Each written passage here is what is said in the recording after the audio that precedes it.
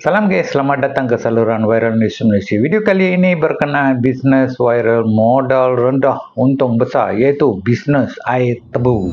Semua sedia maklum, bisnes air tebu ni memang menguntungkan sebab kos yang rendah, boleh je buka tepi jalan dan memang pun agak laris. Kalaulah musim panas memang laris, cukup laris.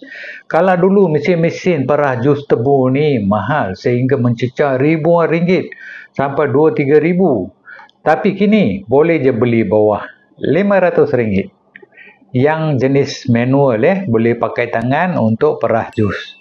Kenapa manual? Sebab boleh je letak mesin ni di mana-mana. Tak perlu elektrik, hanya kuasa tangan dah boleh buka bisnes air tebu. Kalau rasakan harga mahal, boleh je gunakan SPay Later untuk bayaran ansuran selama 12 bulan. Bulanan agak rendah dan boleh je terus mulakan bisnes jus tebu anda bila-bila masa.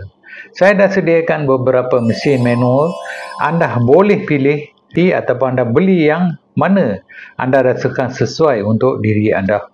Bagi bekalan tebu, boleh je terus cari pada pengedar sekitar kawasan anda atau kebun-kebun di kampung, sebab kalau beli daripada kebun-kebun, harga tebu ni memang murah dan boleh dapat keuntungan yang agak tinggi.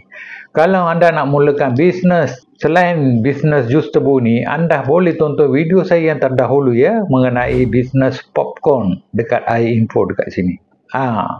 Okey guys, jumpa lagi di video seterusnya. Kalau belum like, share dan langgan, sila support nanti. Sekian, terima kasih.